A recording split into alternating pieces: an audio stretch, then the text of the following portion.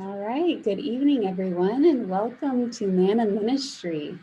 We are so glad that you're joining us tonight, and for many of you are joining us later on in a recording watching on our YouTube channel. As always, we like to introduce our newish series. It's not so new. This is actually the ninth episode, right, Crystal? Mm-hmm. So, ninth episode in our mental health series on truth prescriptions. So, we just want to welcome you all. And again, the ninth episode, part two of our previous episode. And my name is Dr. Katie Elson. I'm a licensed clinical psychologist, one of your hosts, and I have my wonderful co host. Chriselle Olasaran, and I'm a licensed marriage and family therapist. Thank you for joining us. Yes. And just as a reminder, because we are mental health professionals, we just want to always remind you of the disclaimer that the intent of, this series specifically is to provide a more biblical perspective to mental health concerns. And so if you have any mental health concerns, we encourage you to address those with the mental health professional. Yes, and if you're currently in any crisis or you may have an emergency, please do reach out to a doctor or 911 immediately. Or if you're having any thoughts of harm or suicidal thoughts, you could reach out to the number there listed on the screen, 1-800-273-TALK, so that you're able to reach out to someone who can help you in your time of need. Yes, and you'll recognize that only last week, typically we do every 2 weeks, but last week we had part one and we didn't want people to wait too long. And so this week we're doing part two on the title, The Fiction of Addiction. We're going to briefly review our truth prescription from last week. And then we'll just jump right in because again, we had so much content that we want to make sure that we get through it all. And I'm excited. Giselle, are you excited? I'm always excited about talking about mental health, something in my blood. Yes, and mine too. Some more blood. So, Giselle, what was our truth prescription for our last episode?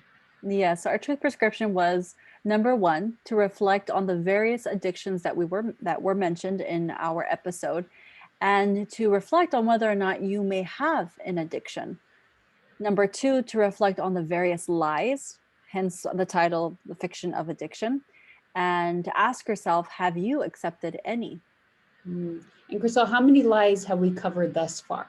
Hmm. If I'm correct, we've covered three, Yes, three of how many? three of seven. So quite a bit still. So you might hold off on number two. You might just reflect on the first three and then see if any of the additional four. But especially number one, because so I think it'd be helpful. And we're going to again just jump right in to quickly review some of the addictions. Because remember, what was the number one lie? The first lie. I don't remember, but let me briefly look at my notes here. Do you remember it had to do with what exactly addiction is? Where is it that Oh, that addictions are only drugs. Yes, I remember because when we did our icebreaker question, that's what I had initially brought up. Yes. All right. So it's not just drugs. What is it? Oh, there anything that can cause substantial harm and that you continue to have that, how do you say? You you continue to have that pattern regardless of that substantial harm that it's causing. Yes, and remember we talked about how there's, yes, the substances, and then there's the behavioral addictions and those activities. And so here are some behavioral addictions, and we mentioned a couple. And it's fascinating because we posted the video of our episode, and um, we're looking at some of the comments, not on the on YouTube itself, on our Instagram page, and also post some things on Facebook. And I got so many comments on masturbation and so many people shocked, quite shocked about the effects of masturbation and how it can impact our physical health and our mental health. So Mm. um, people were interested in that and a lot of questions. And I noticed and I really appreciate the sincerity of those questions because people were asking and asking, you can tell, with personal questions. So Mm. the fact that you're all open to reflecting on if you have an addiction and being honest about it, right? And making sure to correct that. Yeah. So is there anything else that you wanted to add quickly about behavioral addictions? No, not necessarily. I just want to remind everyone that the intent of this series is so we can talk about, mental health topics that sometimes are not talked about, and for you to reach out to us and have those questions. And so I'm so glad to hear, Katie, that regarding a very delicate and sensitive subject, that individuals felt open enough to reach out. Yes. And one thing, Kusal, that you and I were talking offline right after last week's episode is we were talking about even how there could be an addiction to spiritual things.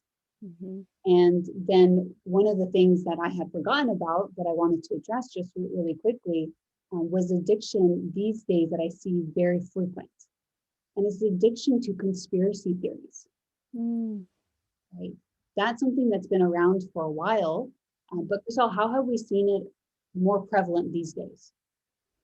Well, let me just put the disclaimer out there. What I'm about to say is not to promote or go against, so I'm not sharing my personal views. However, yes, currently because of COVID and because of other things that are going on in our current country, that there are theories going around, oh, this, that, etc. I don't want to speak into those theories, but there are many of them. And sometimes they're feeded through social media. Sometimes they're feeded through our news, right? The daily news or the nighttime news that's going on. It's really hard. I mean, we're talking about truth prescriptions. It's very hard to know truly what is the truth. And so I think sometimes people feed into that, oh, I want to know, I want to figure out, I want to figure this out. And they can get kind of caught up and addicted to these conspiracy theories. Yes, and what we'll talk about continually throughout these episodes in regards to addiction is an addiction because, as we talked about, Satan provides lies, right? Mhm. Kind of partial truths, or this is something that partially fills, right? Just enough to keep on bringing you back, but not enough to truly satisfy. And that's the idea of conspiracy theories. Mhm. For a lot of people, it also feels their need of, well, we'll talk about this later, the need of Christ, the need of God, the need of connection with a higher power and with one another. Yeah. I think honestly, Katie, the root to, if not all, because I don't know every single addiction on the planet, anything could essentially become an addiction. Even drinking water can become an addiction, which it can be harmful to an extent. But I honestly think that it's to some extent the desire to connect. If you just look at the ones you have here on the screen, if you look at each component of those, it's an element of connecting to something that elicits pleasure. Yes, and Crystal, you're jumping ahead of us because that's one of the lies. Sorry. No, you're fine. You're fine. But definitely, one of those lies that we'll cover later has to talk about, well, what's the actual root of addiction? Okay, so we had the first lie, Crystal, Mhm. and I'll stop. Addictions are only drugs. Yes. So Mhm. addictions are only drugs. Okay. What was the second line? Addictions are only harmful. Okay. And just quickly, what was the truth to that? No, they could also be considered helpful because if you think about it, there's a reason why you use them in the first place. Exactly. And then the third line? They're only helpful. So now the complete opposite of that, which we could hear people say, oh, they take my problems away, they numb me, they help me be more social, etc. But no, they are very harmful and they only add to your problems. Yes. And we spend a lot of time here, right, talking about how it negatively impacts our physical health, our emotional health, and so forth, including our spiritual health and our frontal Yes. lobe. Mhm. So let's jump into where we picked off. Let's pick up where we left off. There we go. Number 4, Marcel, what is the fourth lie? The fourth lie, I need them. Okay, and why is that? Well, let's talk about what are some of those, like how do people phrase that often when they say I need them?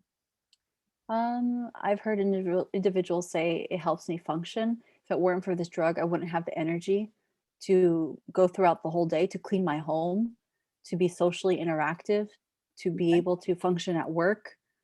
So it also depends on the type of drug that they're using.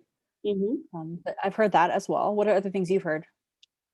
So for example, this one's very, very common with marijuana and cannabis use, right? I need it to manage my anxiety. Right? I need it to relax. Um, there are people who say, I'm a better person, right? I'm not as angry or irritable to my family. I don't lash out as much. Which I remember as a young clinician, remember first hearing that, and I was like, you know, what's my argument against that if it's really helping them, right? They say I need it. So this is different from the help. This is saying I need it. Now let's talk about for a second, Chriselle, need versus want. How do we, why is that important to talk about?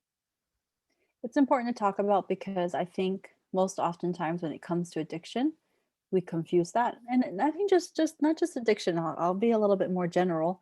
I think just in general with life, we can confuse needs with wants and it can get us into a lot of trouble. But obviously, we're not talking about those outside stuff. So going back to addiction, it's important because they're different. There is a clear difference between what I need and what I want. So I'm assuming someone's thinking at this moment, well, then what's the difference? Yeah. So, Katie, what would you say is the difference? Well, when I talk to my clients about this, I just start asking them questions like, would you die without it? So I need food, right? Will I die without food? Yes, eventually. Now, there could be the addiction of overeating, right? Do you need that much food? No. No. Oh, I need sex. Will you die if you don't have sex? No.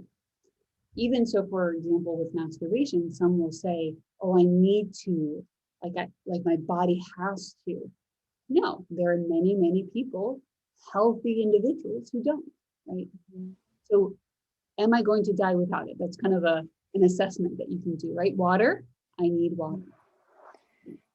Yeah, so I would imagine, I just thinking about sitting in front of a patient, right? And then the way that they would come back, right, Katie? They're very creative, which I completely thank them for being authentic with us.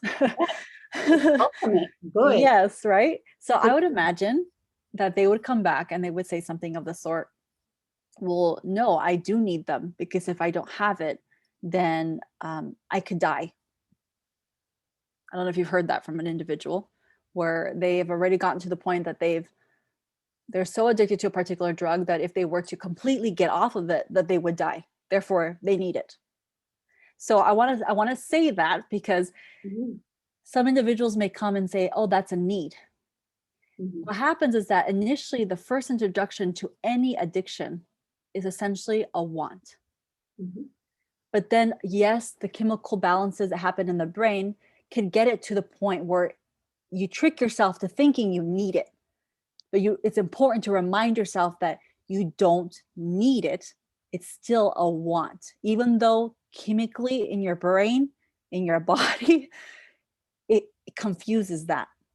Yes, good clarification, Chriselle, because technically there are some drugs, well, not the behavioral addiction, the drugs The drugs, that yes. cause a physical dependence. So that is true. And I'm glad you bring that up because you do have to be careful during the withdrawal phase. And I like how you highlighted, Chriselle, the way that addiction works. The addiction, what it really does is creates a want, turns a want to a need where you feel like you have to have it. And there's the actual dependency, but then also if you think about what we mentioned last week, in a toxic relationship, right? Then you feel like you need that person, that husband or that spouse or that wife, right? In order to survive. And that's why it's important to reframe your thoughts, as you mentioned, to recognize it's a want and not a need. Now, one of the things I mentioned to my clients the most is when they say, I need it to function, I need it to manage my anxiety. And they say, it works. And I tell them it does work. Going back to it's helpful. There are benefits. One of the negative consequences that I see the most when it comes to mental health specifically is external versus internal coping. Mm, What I mean by that is they become dependent on something external mhm. to mask symptoms, not to address and target and Mm, actually address the root cause. And that's so if you huge. think Yes. about it, an external thing is not really addressing the root problem. Instead of being motivated to learn how to internally cope, which is, oh, I can manage this on my own. And it's addressing the root of the problem. So twofold there, both external, internal, and masking like self-medicating or addressing the root problems. And we know that the more that we don't address a problem, we repress it and stop. Oh, you froze yourself.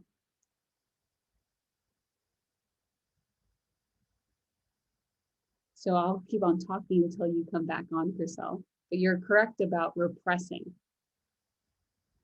And what happens is we know that with avoidance, for example, is the more that we avoid, the more that it keeps the problem there, and the more that it continues on. So let's wait a few to see if Purcell comes back on. I was hoping that she'd come back on by now. Purcell, if you can hear me. Okay, are you back, Purcell? Yeah, sorry. My internet lately has been a little bit stubborn. Fine. I started speaking a little bit to fill in the space. But you know where I was talking going about with that, right? you were talking about repressing. Yes, and so what we don't recognize, I think a lot of people don't realize and recognize is when we suppress and repress our whatever emotional thing that we're going through, and then we fill it in with addictions, we're only making the problem worse. So the more that you mask a problem, just because I do this and I no longer see my finger here, doesn't mean that my finger no longer exists. Right? So that's just the common logic of it. Yes. And so it's important to remove the substance in order to recognize you need to deal with the root cause. Right? Even though it's hard, we recognize it's hard, Yes, of but course. it will be easier to go through it than to postpone the struggle. Yes. If you think about, like, for example, trauma, um, when it happens, you naturally will recover if you address it. Mm-hmm. They say even within 1 month, like we are so resilient. But the moment that we don't think we're resilient enough to deal with it, we'll reach out for something external. Yeah. Even, for example, love or relationships. I know so many people, I need him to soothe me. The moment he hugs me, then I cry. Or the moment that it's important to learn how to self-soothe, how to Mm-hmm. deal with it on your own, right? Because I hope I'm not bursting any bubbles, there's always going to be stressors in life, always. And so if you don't learn how to deal with them, something else is going to happen and it's going to pile and pile and pile. So it's not a need, it's a want, right? That's the fourth one. What about number 5%? Well, I just have a little. I'm totally in control. Just a little bit. Yeah, usually when I hear someone say that, I think what you just said told me you're not in control. Well, to be fair, I think there are some people, let's start with just a little bit, and that they really are in control. Mm. Whenever clients tell me, well, it's just a little bit, and I believe them, some of them, right? People tend to underreport their substance use, but there are times where, okay, yeah. But I tell them this: nobody chooses to be an alcoholic. They don't start drinking saying, I'm going to become an alcoholic. Yeah. It starts with a little bit. And that's why last episode, we touched on where some of these lies come from. Comes from father of all lies. We can either, choose God who speaks only the truth, or we can choose the enemy, Satan, who is the father of all lies. And one of the lies he sells, this is a really, really common line, just a little bit. Yeah. That starts with, so what have you noticed with some clients that have several addictions when it comes to like how it started? Is there any patterns or themes?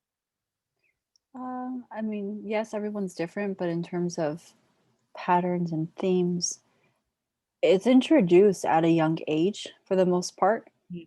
Um, When you don't have the sometimes, ability to reason. yes, because your frontal lobe is underdeveloped. It fully Oh, develops, what? typically, It are fully they, develops. Say that again? what age typically are drugs, like, do people become addicted? 14. Yeah, around there, right? Hmm. You can see really the teenage years. That's Hmm. when it gets introduced, and that's where, so when you look at the history of those who struggle with addictions, it starts that young. Yeah, and it could be for many other reasons in terms of, if you look at the developmental stages of life, usually around 14 years of age, they're beginning to identify who they are as a person.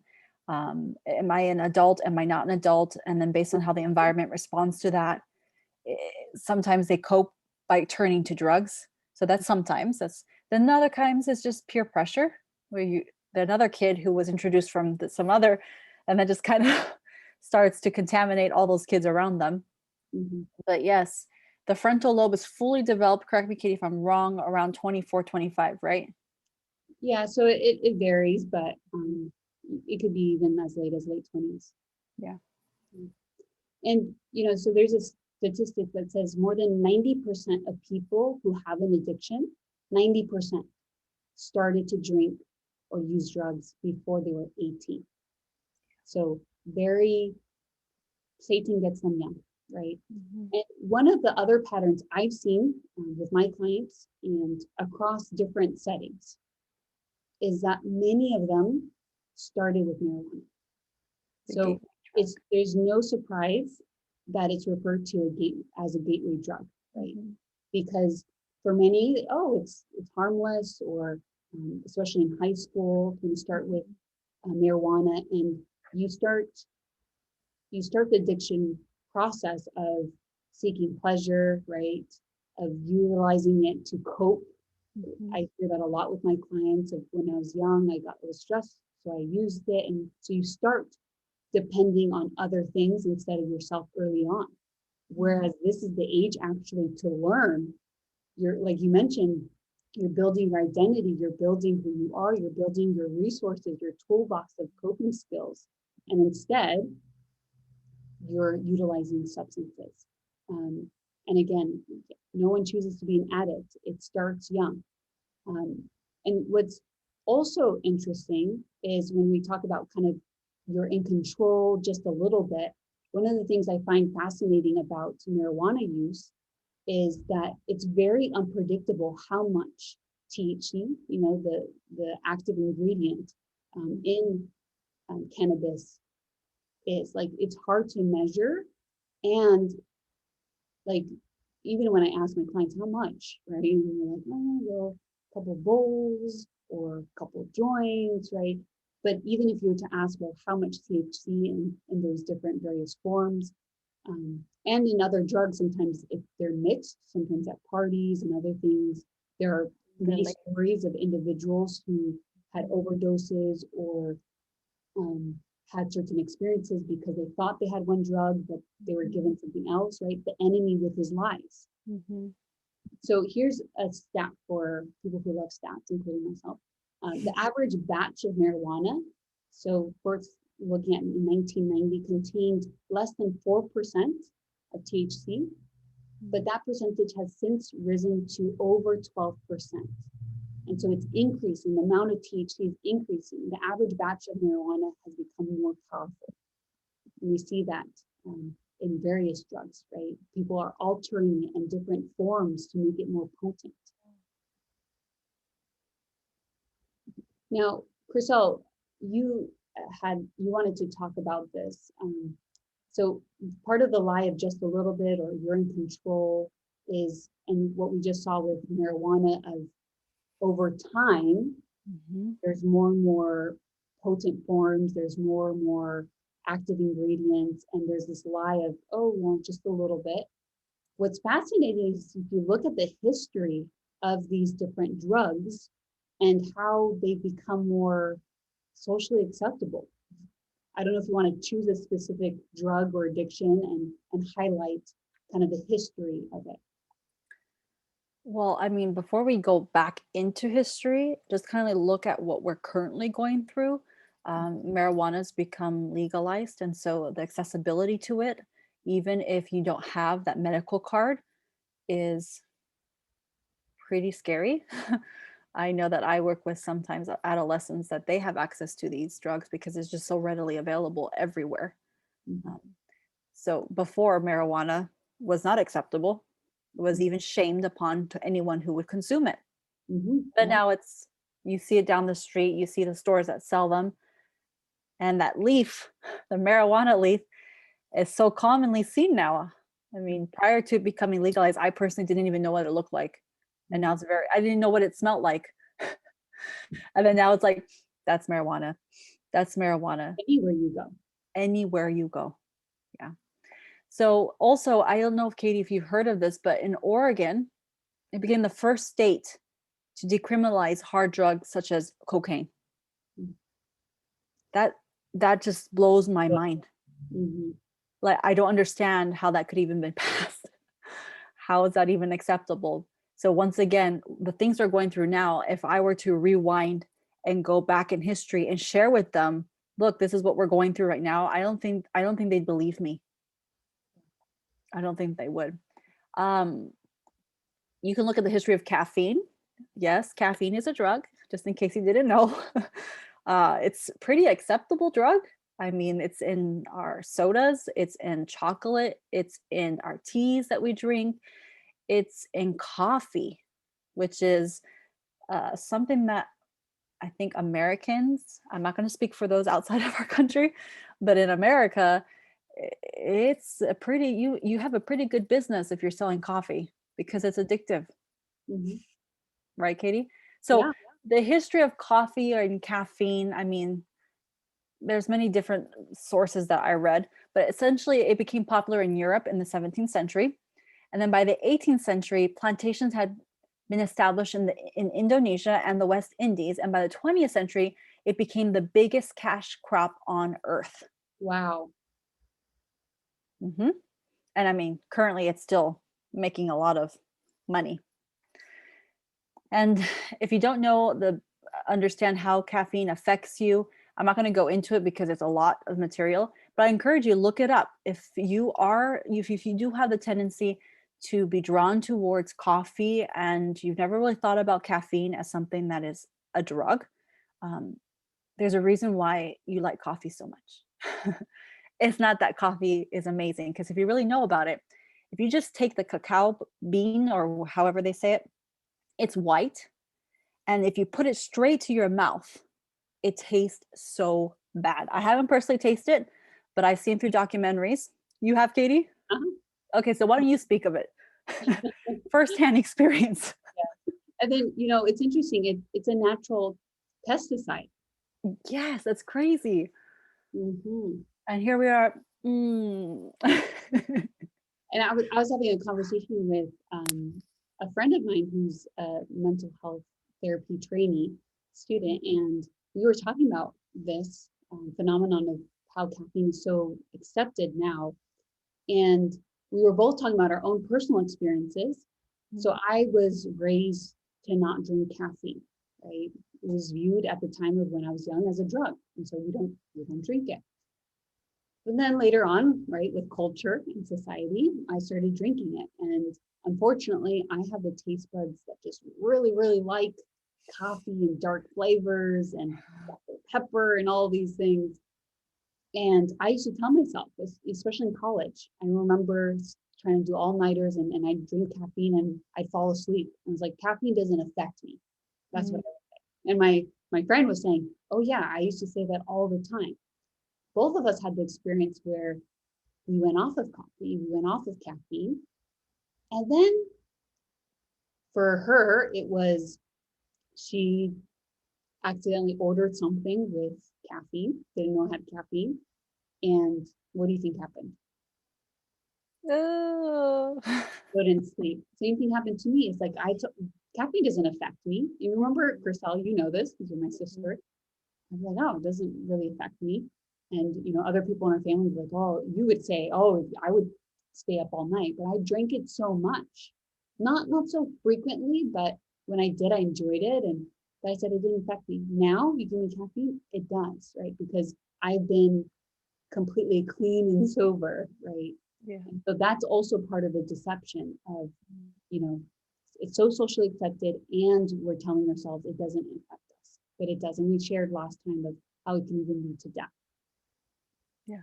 Now, what about pornography? I remember you bringing this up in college and I never heard about it, but do you want to talk a little bit about like kind of the evolution of pornography?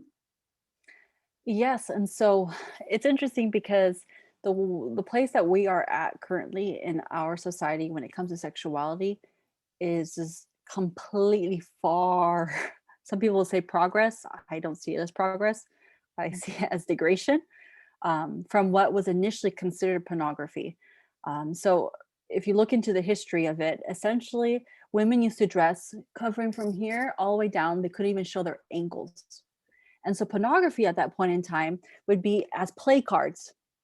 And the play cards would have a picture of a woman that she would essentially just be lifting up her skirt, possibly a little bit above her knee. And that in itself would stimulate a man because you would never see that unless you were, I mean, married, right? Now, this is not to shame anyone or to judge anyone, okay? But just to share what I see out there, and I'm sure everyone sees this.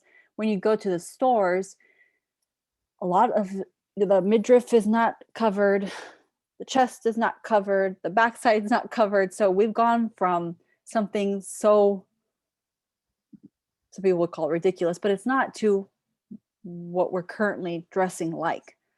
Yes, and so what's interesting is when I was reading some of the notes that you mentioned, it says that when immigration increased, right, and there were mixing of different countries and different belief systems, and then that's where some of those influences started to take place of, oh, well, no, sexual immorality is okay, and, seeing these things. And so it started slowly, right, becoming more and more acceptable. Yes, it says here as trade between countries increased and more people immigrated from countries that were less puritanical and more relaxed attitudes towards human sexuality, the amount of available visual pornography began to increase. Yeah. So puritanical, right? Puritanical. Um, but and you don't need to look into history to see this, right? Yeah. I remember in college when you were taking a course on movies and learning about movies, you would comment on how like, oh, Katie, like, do you know that the first time they showed a toilet flushing on a movie screen that was scandalous, right? Because that's indecent. And you can think about also in regards to swimsuits, how swimsuits used to be and how swimsuits are. And when I was mentioning about college, so for those of you who don't know, Crystal, you have a good way of finding like interesting information, intriguing information about human behavior. So I remember you came and you were like, oh, there's this video that you watched about the impact of seeing women in bikinis on a man's brain. You remember that? Do you want to share that? I don't know if you remember, it was years ago. I don't remember the exact impact. I was so impacted.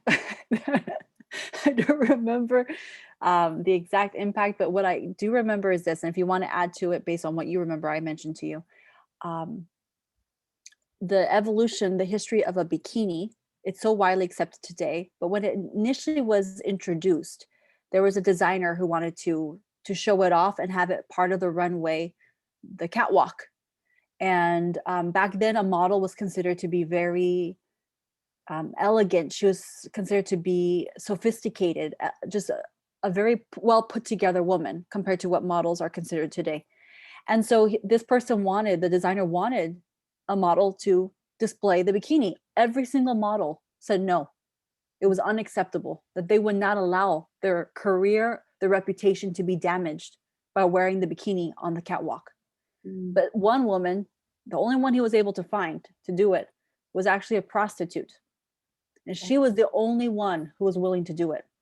So when I personally watched that, I was like, oh, wow, like, and I'm over here wearing a bikini when back then it was considered to be, I mean, what's the word, Katie? I don't know what's that word to describe a bikini? Scandalous? I don't know. But Yeah. anyways, there is more information. I don't know if you remember, Katie, but yes, the way that when a man sees a woman in a bikini, it's almost as if she's nude. Yeah. So what I remember you sharing was that the way that the brain was activated was the same way as a man seeing a woman in lingerie. Yes. Mm-hmm. And so we're not saying we're not against, bikinis and all these things. This is not against the bikini movement. It's this idea that, again, history has made nudity and other things more and more acceptable to the point where even, let me try to remember the phrase here. But essentially, as human beings, we're also very stimulated by novelty. So what happens is when you expose too much, what happens, and you see this in the pornography industry, you have to have more and more novelty. Mm-hmm. And so it becomes more and more harsh forms of pornography. So before it was maybe just between man and female, right? Male and female. And then it escalates further and further to the point where, and this is very commonly known, that there are, it's part of human trafficking, and it's a whole drug industry, and child abuse and sexual abuse, and just this really, it's a horrible industry, right?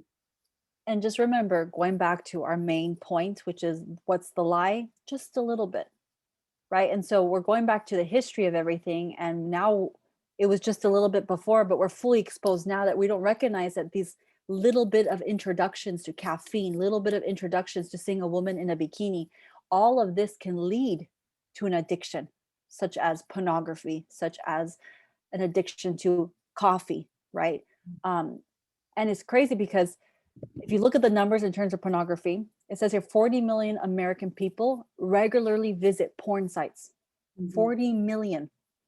About 200,000 Americans are classified as porn addicts. It's sad. It's really sad. But the society we're living in it's just a little bit. It's just a commercial. But you're opening your eyes to see just a little bit. Going back to that gateway drug, it's just a little bit. It just helps me. And when you're trying to overcome, I had so many clients who say, okay, when they say, oh, I relapsed. And I say, okay, let's kind of go back. Let's see where it started. And it often starts with just a little bit. Oh, it's not that bad, right? I can control myself this time, right? So for the sake of time, I know we need to continue. We could stay here for a very long time, but the next lie is number 6. The root of addiction is either hereditary or from a messed up childhood. And Crystal, you started already answering this early on, right? That the root of addiction is actually a lack of connection and a sense of emptiness, right? You don't have to have that messed up childhood. We're going to talk about 2 biblical stories later on where they had a perfect upbringing. They had a perfect world. And yet it comes from this dissatisfaction, emptiness, right? And that you're trying to fill that emptiness with something, right? Something that doesn't actually fulfill. And I just want to quickly, I was talking about this with a client, and they brought up this parable in the Bible, Luke chapter 11. And for the sake of time, I'm not going to go into it in depth, but they brought it up, and I was like, that is so perfect. That is so true. Luke chapter 11, verses 24 to 26 is this parable that's often not talked about. There are some parables that are very popular, but this one says, talks about when an unclean spirit goes out from a man. So he leaves, right? This unclean spirit. He goes through dry places seeking rest, but he doesn't find any. So he says, I will return to my house from which I came. So he goes back to this man, and it says he finds it swept and put in order. Now, Matthew adds a detail to this. He doesn't only says he finds it swept and put in order, Matthew chapter 12, or I believe, but he says he finds it empty, swept, and kept in order. And then it says what happens? He goes and takes with him 7 other spirits, more wicked than himself, and they enter and dwell there. And the last fate of that man is worse than the first. This is talking about when it comes to relapse, for example, we stop the addiction, but we're still empty. We didn't fill it. This man wasn't filled with Christ. And so what happens is the addiction comes back, and the addiction comes back stronger and worse than when it stopped.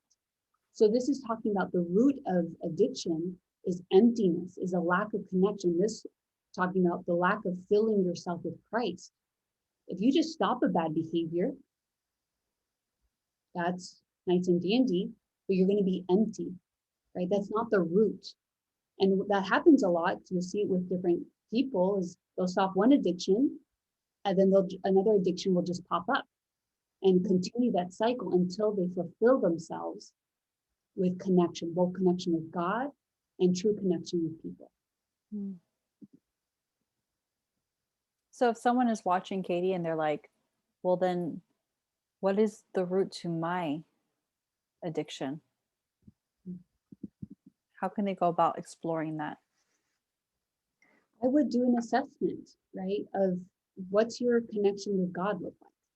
What's your connection look like with those around you? Is it a superficial connection? And I mean, we have sometimes superficial connection with God, right? Oh, I just read my Bible, I go to church, I pray. But do you actually have a deep connection with God? Do you love him? Do you want to spend time with him? Right? When you read his word, is it like, oh God, thank you? And sometimes, we have in relationship, we have ups and downs, but overall, are we being connected? Are we striving to be connected to God? And then with relationships. I know a lot of people who have not been in the church or have been raised in a church setting. It's hard. It's like, who are my friends? And they're looking for friends and connection. Visit a local church, get connected, right? And connection is not easy, so it doesn't mean you have to connect with someone right away. It takes time, it takes effort, it takes consistency. But we need connection. That's why if you think about the idea behind a sponsor is not helping you right away. It's not running over to your house and removing all the alcohol or the drug. The idea behind the sponsor is connection. They say, if you are struggling with an urge, call someone. Talk to somebody, right? National Suicide Hotline number. If you have the urge, because suicidal thoughts could be an addiction too, addicted to that thought and that escape and avoidance, call someone, talk to somebody. Prayer is calling God, connecting with God. God then speaks back to us in his word. So if it's a lack of connection, then, and we'll talk in future episodes too about how to address that, but part of overcoming, and we'll talk about actually a little later on today, is connection.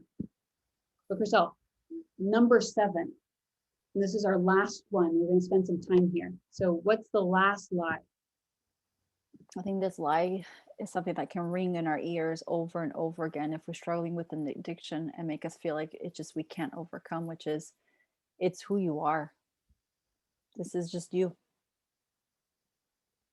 And I do know that, like, Alcoholic Anonymous, the meetings, when you attend them, I've attended a couple, not for personal reasons, but for my education, they required us to go and attend a couple of them. And one of the common statements of whenever they address something or they say something in the group, they say, hi, I'm an alcoholic. And they have the reasons for doing so. But if you think about that statement, I'm an alcoholic, essentially you're labeling yourself, cognitive distortion, right, Katie? Yeah. And you're labeling your identity. But if you're labeling your identity, essentially you're saying, well, this is who I am. But all of who I am. this is all of who I am, yes. But you do know that you are someone outside of your addiction, Mhm. and So just say that again, because I think somebody watching needs to hear that. you are someone outside of your addiction. You're more than your addiction. Yeah. That's why in medical professions, they're educating providers to no longer say diabetic, right? Mm. You have diabetes. No longer you're a schizophrenic, but you have schizophrenia because Struggling. you're more than your diabetes. You're more than your schizophrenia.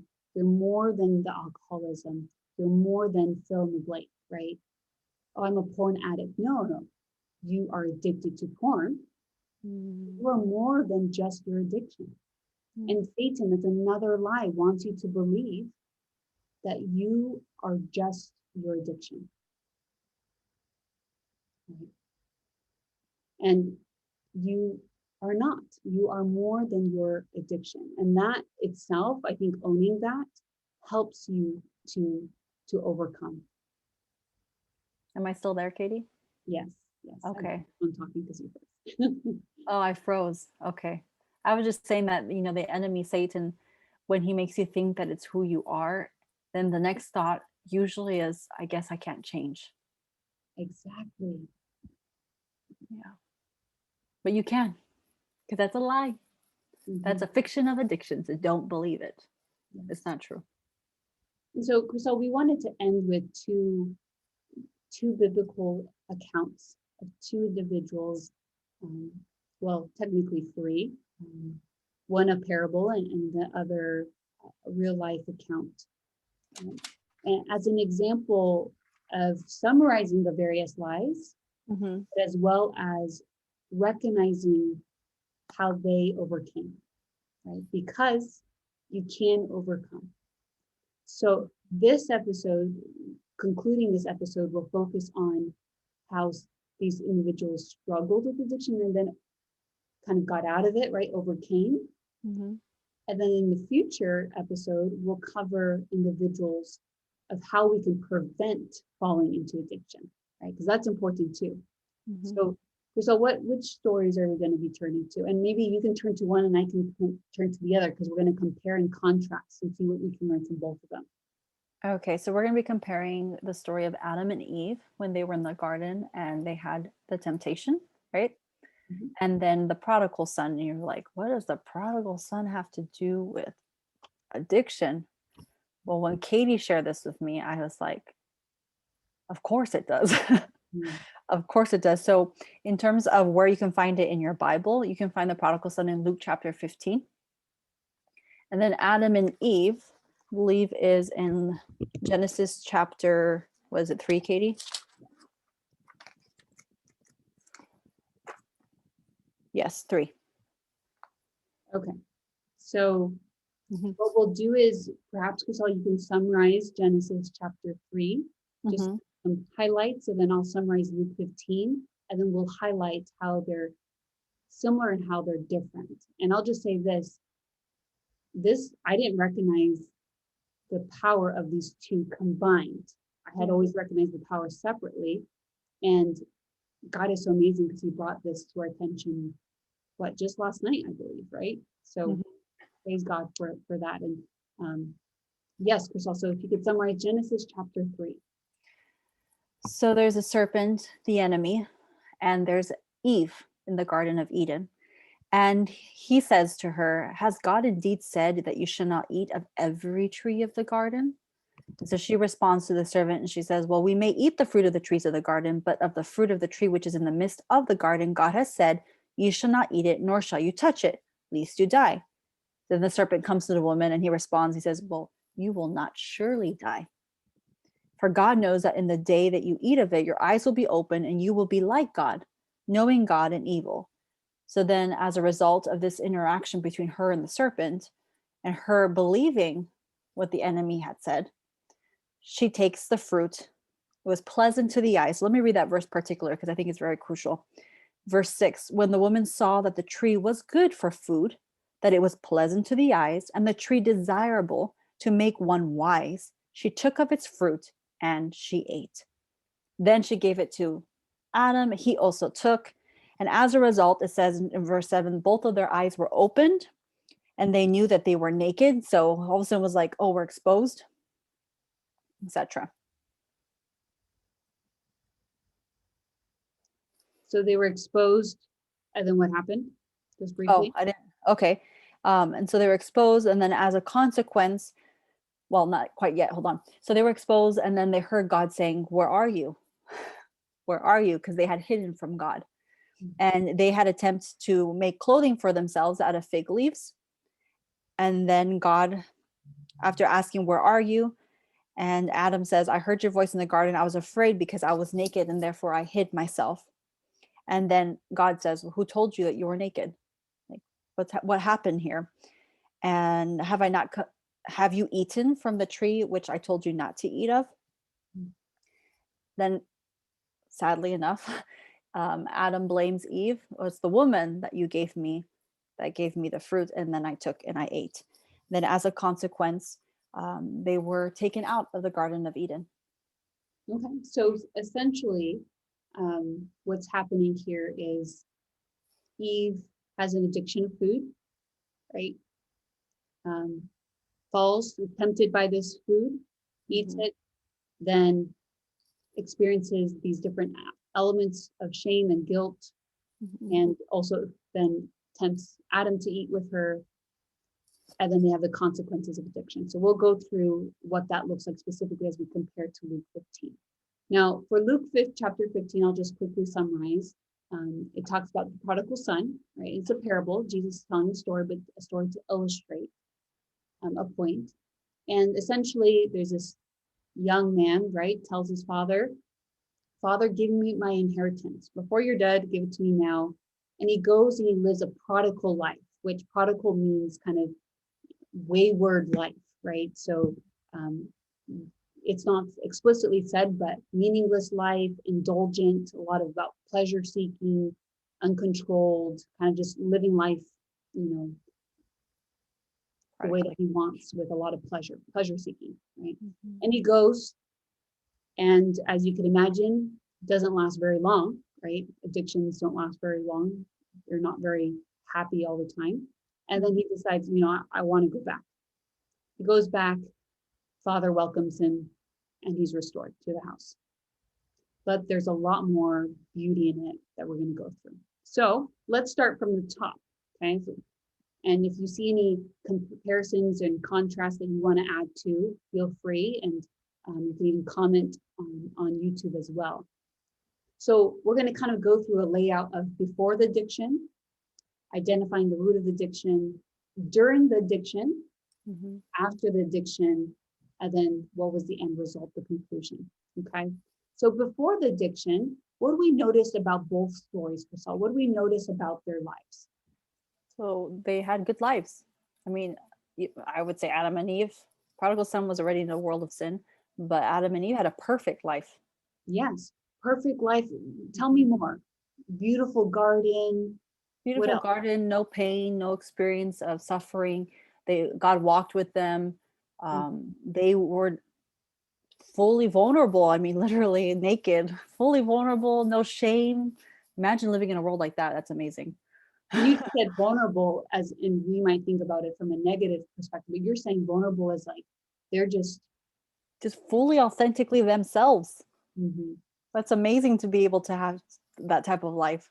Yeah, so perfect home, right? And you mentioned, even God walking with them. And then for the prodigal son, wait, what type of home was he in? He was in a good home. He had a father who had wealth. He had a farm, that there was a job there for him. There's even an inheritance, therefore he was asking for it. Mhm. He had a good home.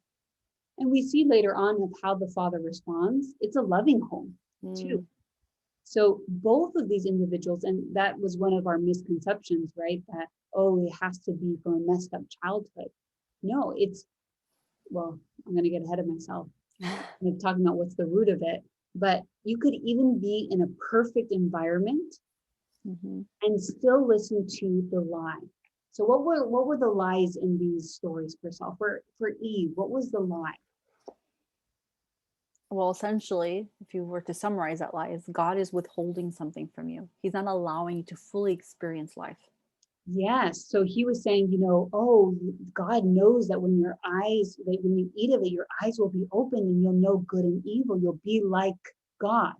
Now that's interesting because we already know that Adam and Eve were made in the image of God. Mhm. And so Satan is tempting her to believe that God is withholding, as you mentioned, Chriselle, withholding something, that there's something more, right? So creating this dissatisfaction in her life. She wanted more. And that happens a lot with women, where women want more, right? And they're not satisfied with what God has given them. Now, Yeah. what about the prodigal son, Chriselle? What was the lie that he believed? And we don't see an explicit account of Satan Mhm. coming to him, but we can see by the wording of the story that he was also dissatisfied. What lie did he believe or that he wanted? What was he seeking after? That there was more to life that his father was withholding from him. Mm-hmm. Mhm. And Therefore, he was desiring more. yes, and both pleasure seeking. Mhm. Eve pleasure seeking of food, right? And him's pleasure seeking of sex, drugs, money, wealth, greed, right? And so forth. Mhm. So we can already just pause here and say, in your own life, for those who are watching, including for ourselves, is there any dissatisfaction in your life? Are you believing any lie that there's something missing from your life? That Mhm. God is somehow withholding good things from you? Right? Anything that you want to add, Chriselle, before we continue?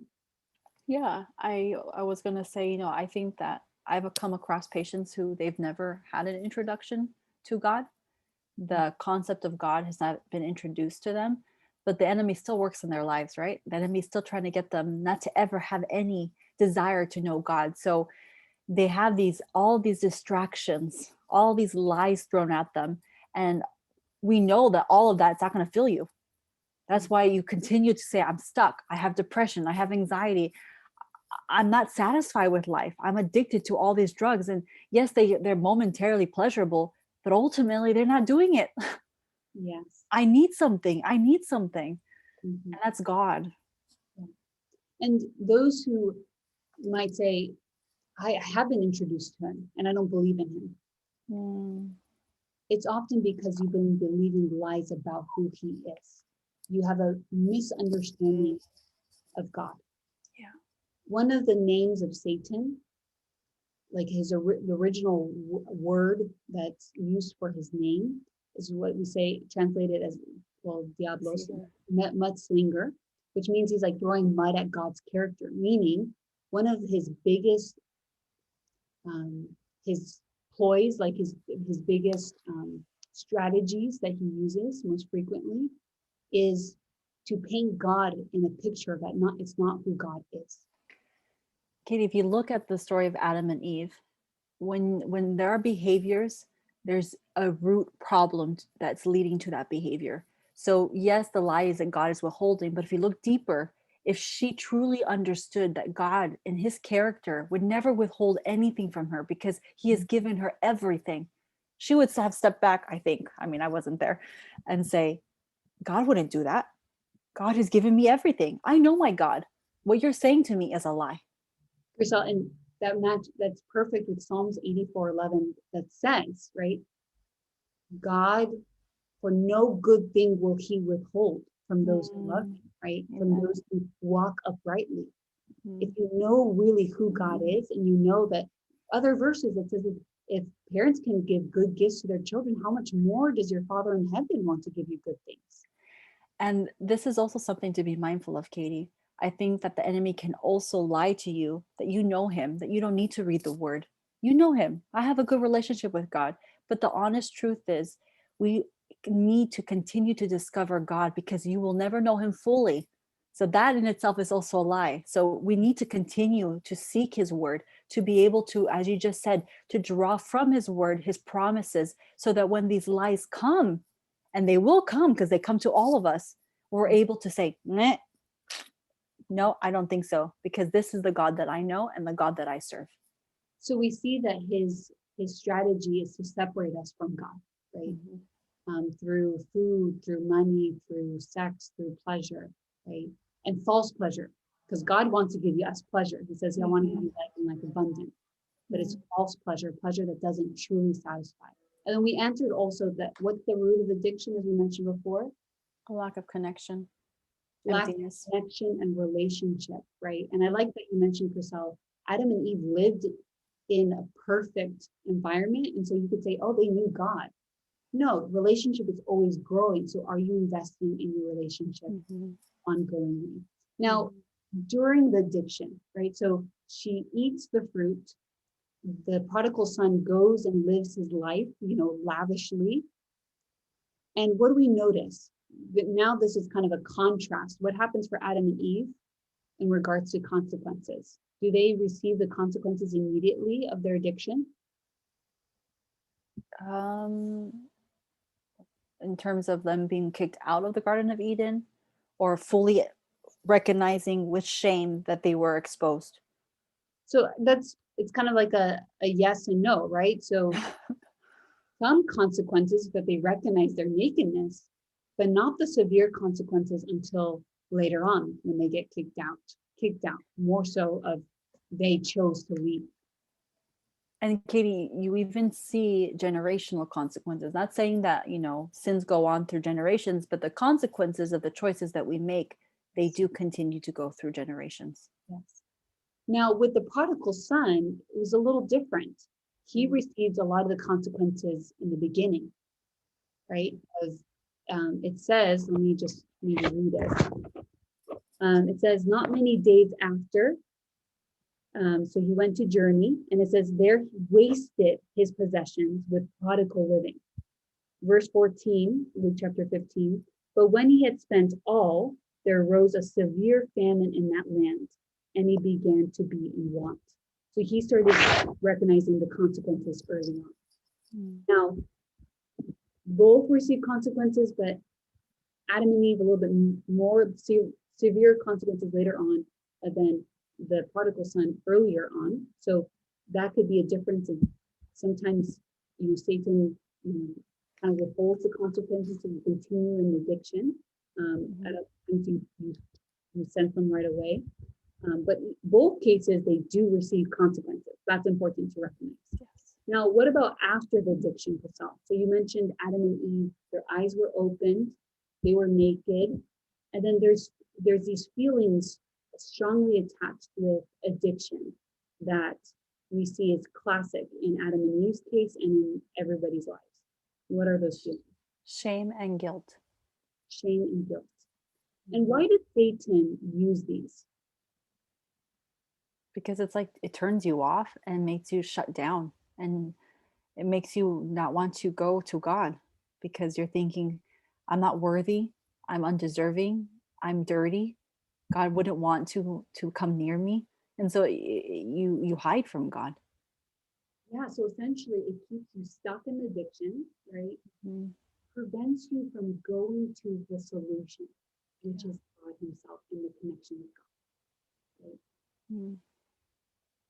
Now they hid, right? You said, and they didn't only hide, but they tried to self-medicate. They tried to solve the problem themselves. Instead of going to God, the eternal solution, they try to fix it themselves. What did they try to do? They tried to put together an outfit, to sew some fig leaves together, because they recognize, oh man, I'm exposed. I got to cover this. Yes, and so Did God leave that clothing on them? no, and we'll see that in a little bit. But we see here the temptation to self-medicate, right? To rely on yourself to fix the problem. Now, going to the prodigal son, we also see this. What does he do? Before he goes to his father's house, how does he try to fix his problem that he had nothing? He went to go eat from the barrel of pig food. Well, I mean, he went and he was hungry. Work, right? Yeah, he searched for a job.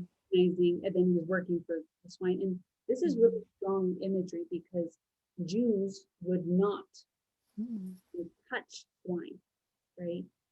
So the fact that he was working with swine is he tried his best to not go to his father, right? He tried his best to try to self-medicate, fix it himself. Mm. But often when we try to fix it ourselves, it's poor fig leaves and poor swine, dirty swine. Mm. And if you think about it, when we try that, we make it worse. We get dirtier, right? Mm.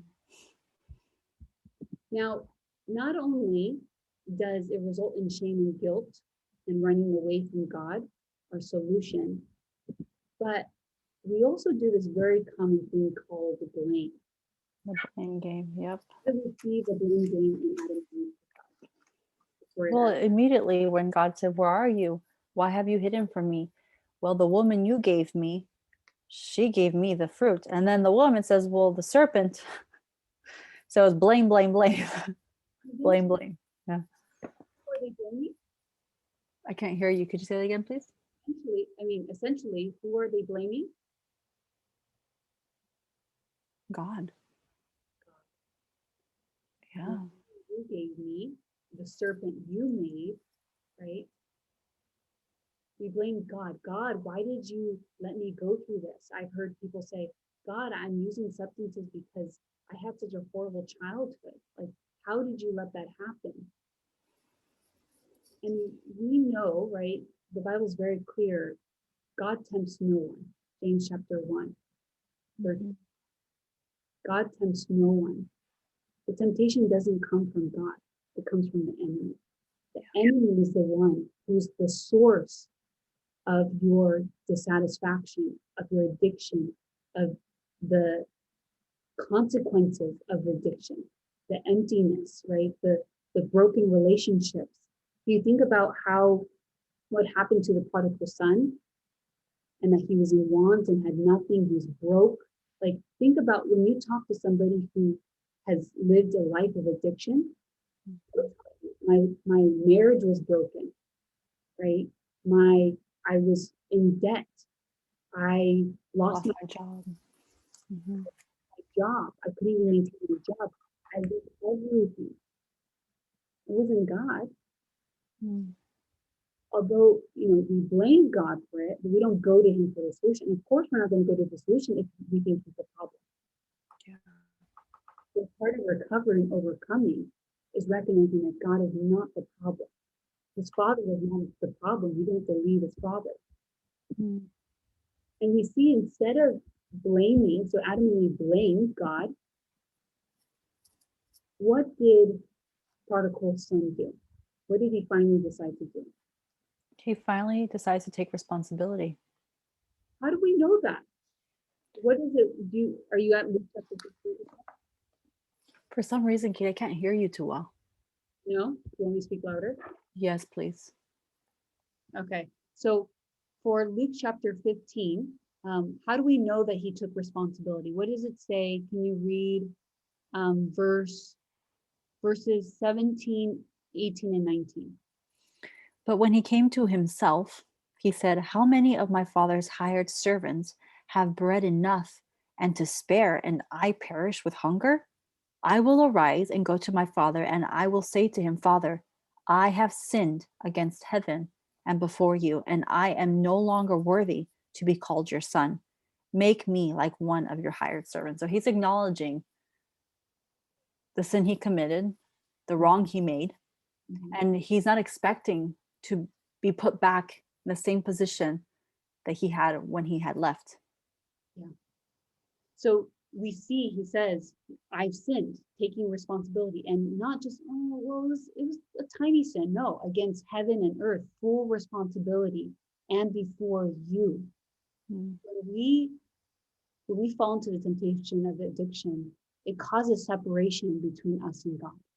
And so it's saying, God, I recognize that I've sinned even against you, right? And it says, I'm no longer worthy to be called your son. Make me like one of your hired servants. Mm. Now, he takes full responsibility. Now, what happens next in these stories? We see a difference here. Now, the prodigal son, we said, goes to the father, right? But what does what happens in the story of Adam and Eve? That God comes to them. Yes. What does it say? What's the language that it uses? When he's looking for them, Mhm. says here, he asks, "Where are you?" Well, and it says that he's right? He's walking in the garden. He comes searching for them. Yeah. And I think this is beautiful because together you put these two stories together, and sometimes, right, God comes to you, and sometimes we go to him. But at the end of the day, whatever it takes to get you back connected with him. Mm. And with the prodigal son, it's yes, he goes to his father. But now let me read for you verse 20. And he arose and came to his father. So he starts coming to his father, but he doesn't do the full, right? He doesn't do the full restoration. It says in verse 20, but when he was still afar off, what happened? Still great way off, his father saw him, had compassion, and ran and fell on his neck and kissed him. So you may take steps, but eventually God is the one who still is coming. He came in the garden to Adam and Eve. He runs. When you are in addiction and you are saying, I need to go back to God, God runs to you. Yeah, and if you're having the enemy tell you you're dirty, God wouldn't want you. I mean, clearly look at this. He runs to him, falls on his neck. Just imagine that, and kisses him. It doesn't matter how bad he smells. It doesn't matter how God wants to embrace him because of that compassion he has. The same for you as well. Don't allow the enemy to speak those words of deception to you and for you to believe them, because they're lies. There's no truth behind it. God's so eager to embrace you regardless of whatever you've done in this life. Beautiful, Kasan. What's the last step, right? In both stories, we see a similar ending. I think it is so beautiful. God clothes them with a robe. So with Adam and Eve, he's like, those fig leaves aren't going to work. What you're trying to do on your own is not going to work. I need to clothe you. And it says that there's a tunic was made out of animal skin, symbolizing a sacrifice that had to be made, which we know that Jesus is the representation of the lamb that was slain for us. So Jesus essentially takes the big ultimate consequence of death that we deserve as a result of addiction. We may have the earthly consequences, but God is like, I will take upon myself. Mm-hmm.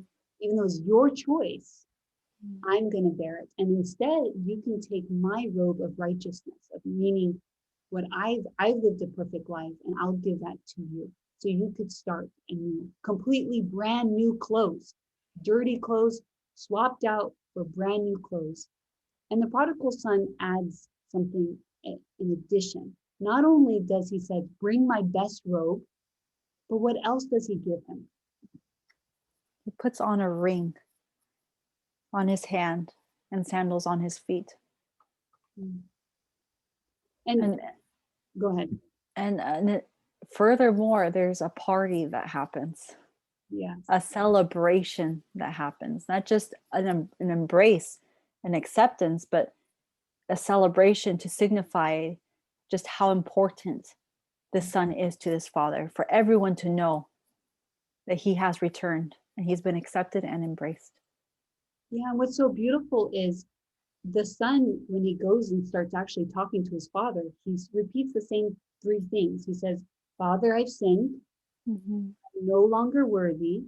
And then the third one of what he was going to say, make me like one of your hired servants, his father interrupts him before he says the third one. If you look at repeating, mm-hmm. He interrupts him. And that's where he gives him the robe, gives him the ring, the sandals. And that what that symbolizes is, even though you deserve to be a servant, the father restores him completely as his son, as royalty. That's what it symbolizes. The symbol of robe is a symbol of complete forgiveness, of loving grace, right? The ring is restored identity and value, because he was saying, I'm unworthy, I'm no longer worthy. When we have the core beliefs of I'm worthless, it's like, no, you have value. Sandals, renewed purpose and meaning in life. Private cap, you mentioned the party. So it's not just a connection with God. If you think about it, the party is also, then he restores his connection with others. And so God is waiting for us, right, to take the responsibility, and then he runs to us. And I just want to briefly review now. We talked about Adam and Eve and the prodigal son, of the steps of addiction, but let's just review quickly of what God's role in addiction is. So doing that parallel, right, of the comparison between both stories, the first here is that God allows, the father allows, in the story of the prodigal son, choice to exist. And I think that in itself is a display of love, right? We're not controlled. God allows us to make our choice. Yes, even if it's choosing addiction, he has to, right? He comes looking for them in the story of Adam and Eve. And then in the story of the prodigal son, he waits daily, looks for him and waits with open arms, eager to embrace his son. I just wanted to quickly mention about the prodigal son. For parents, I work with families that also are struggling with addiction in their family. And parents are often, how do I don't want to enable. But when it comes to the prodigal son, he asked for his inheritance before he's even dead. So what we can learn from God in both stories is that God allows, that's what I'm talking about, adult children, right? Allows them to make those choices. And so saying, how do I cope with, you have to allow, you can't shelter them, you can't prevent them from making choices, right? You give them the freedom to choose, right? But also allowing the consequences to take place. Because that's enabling. That's when, oh, well, he crashed our car. Oh, let's get a new car, right? That's enabling, allowing the consequences. Okay, if you crash the car, you have to pay for the damages, right? So as parents can learn from God in what we're talking about. So you can continue. Yes, and so in regards to allowing the consequences to exist, in the story of Adam and Eve, God doesn't shelter them from the consequences, doesn't shelter them from fully experiencing the law, right? With the prodigal son, he takes the hit, or no, hold on, doesn't also shelter them from the consequence. And in regards to what you said, Katie, I think oftentimes when we want to save our children from a consequence, think about that. Essentially, you're choosing to love yourself because it's too unbearable to witness them in their consequence. So you shield them from the consequence. God truly loves us. So he recognizes that there's a consequence, right? But at the same time, as the Bible says, he won't allow us to go through something that's unbearable for us. So God is there to be there, but there's also consequences to the choices that we make. Yes. And we have a comment here that says, the son's confession in the prodigal son covers the two parts of the law, sin against God and the sin against humans. And so it's complete restoration. Wow. I mean, can you finish us off with the next 2 points? Yes. And so what we see God, the way that God works with them is he asks questions. He says, where are you? God knew what they had done. And yet he says, where are you? Who told you that you were naked? Parents, you can learn from this, and others, family members of those who are struggling with addiction. Don't shame them. God doesn't shame them. What did you do? He's just, where are you? Who told you were naked? Ask questions. Have empathy. It says that the father had compassion. Try to understand before you condemn, right? You don't condemn. Have grace and mercy. So we see that God asks questions to help accept responsibility. He's basically saying, you have to accept responsibility. And then we see with the prodigal son, the son accepts responsibility, but God interrupts to the point where he's saying, make me a servant, condemnation. Mm. The next point is, we see that God takes the hit for major consequence, right? He allows the consequences. When it comes to the major consequence of death, God takes upon himself, both in Adam and Eve. And the prodigal son, like we said, the father, kills the fatted calf, right? Sacrifice that is made on behalf of his son and Adam and Eve, God's children. And then we said at the end, God clothes them, right? And he clothes them with his love and with his grace, and restores connection between him and Adam and Eve, and between God the Father and the Son. And so to conclude, right, there are many lies that we believe from the enemy. Lies of, oh, you don't have an addiction. Lies of, oh, it's helpful. You need it, right? Just a little bit. You're in control. It's who you are, right? Many, many lies, many fictions of addiction. But God's truth has many truths to combat those lies, to help you overcome. And one of the biggest truths to believe is that God is a loving God that is not there to shame you, but with open arms welcoming you home, to restore you, to fill you, so that you're not like that man with the unclean spirit that goes away and relapses over and over again. He says, I want to give you a long-term solution. I want to fill you completely. Priscilla, any additional or lasting comments? I mean, it's a very sensitive subject, and I know that oftentimes when we struggle with addictions, it's hard to find someone around you that will have compassion, that won't judge you. But just because it's hard doesn't mean that you can't find that person. God works in the lives of many. There are many angels on earth that God utilizes to embrace us, to have that accountability, to have that connection, to overcome the addiction. And you don't have to go through it alone. God is there always for you. The question is, are you reaching out to him?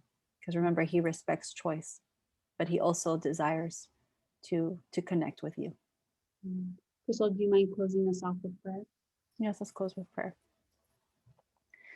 Dear God in heaven, Lord, thank you so much for giving us truth this evening, for revealing to us, Lord, all the deceptions of the enemy. But Lord, help us to believe it, because oftentimes it's hard. We know the addiction feels so powerful, but we know, Lord, that you're victorious above everything. So help us to turn to you for guidance, for direction, and for strength to overcome these addictions that we struggle with. And Lord, if we are not even aware of an addiction that we may have, I pray that you bring it to our awareness. Help us to have the courage to face it and to seek you to overcome it, Lord. And thank you so much, Lord, for loving us. Even though we may have these addictions, we may have these struggles in life, you still love us, Lord, and have compassion upon us when we're so undeserving. So we thank you, Lord, for being a God who's loving and compassionate. Continue to be with this ministry, Lord, and guide us in discovering more truth prescriptions. We love you, Lord. Thank you for all that you do for us. In your name we pray. Amen. So, as we always like to end with our truth prescription, the truth prescription for this next week or so, now that you've identified your addictions, identify your pattern of addiction. So using the two stories that we talked about, what was before? What were the lies that you were believing during? What were the consequences of the addiction? And then after, right? How did I respond? Did I blame or did I take responsibility? Recognize how are you responding to your addictions? And then step two, what steps are you going to take to then overcome? Are you going to take responsibility? Are you going to come to God the Father? Are you going to, instead of, run away, am I going to come to God and admit, right, that I've sinned against you and against others, and find restoration? And I would say, make it practical, right? What's one way I can connect with God, right? When I'm having an urge, how can I connect with God? How can I reach out to somebody? And I would also want to encourage those maybe who are watching, maybe you don't struggle with addiction, but maybe you know somebody who does. How can I show God in me? How can I be compassionate? How can I be that person that they can turn to? Right? How can I be there with open arms, compassionate, not sheltering from consequences, not enabling, but being there with love and unconditional love? And so you have your homework, right? And we always like to end, Chriselle, right? Yes, we want to remind you, don't forget to subscribe and to share. And the reason why is these fictions cannot thrive. We've got to let the world know that they're not true, right? And so please share. And you might not even be aware that someone may be struggling with an addiction. So please subscribe, follow, and share with a friend. And as Katie said, we always want to mention, don't forget to take your daily dosage of the truth, because You will know the truth, and the truth will set you free. amen. Thank you for joining us. See you all in 2 weeks.